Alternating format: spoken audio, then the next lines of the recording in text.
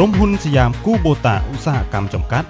មានមោទនភាពក្នុងការណែនាំនៅគោយន្តព្យួរដីស៊េរីថ្មីបំផុតដែលបានកែច្នៃយ៉ាងពិសេសដើម្បីឲ្យសមស្របទៅតាមតម្រូវការរបស់បងប្អូនកសិករនោះគឺ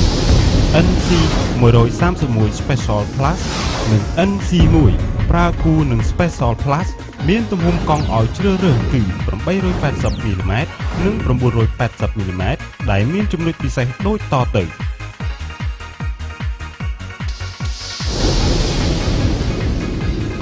កង់មានទំហំធំពិសេសដល់ទៅ 980 mm ខុសពីស៊េរីចាស់ដែលមានទំហំធំផុតត្រឹមតែ 920 mm មានក្រឡាចាប់ដៃបែបថ្មីដើម្បីកំណត់ទិសដៅបានងាយស្រួលលុកលុយបានគ្រប់ប្រពៃហើយពេលបត់មិនចាំបាច់ប្រើកម្លាំងខ្លាំង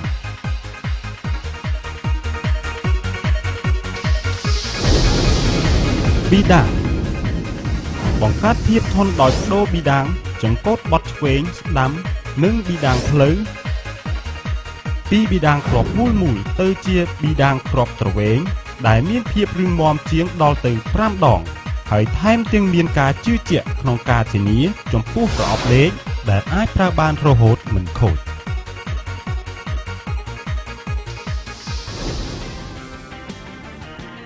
គោយន្តព្យួរគូបូតា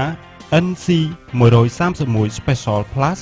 និង NC 1ប្រើគូនឹង Special Plus សយាមគូបូតាគុណភាពនិងសេវាកម្ម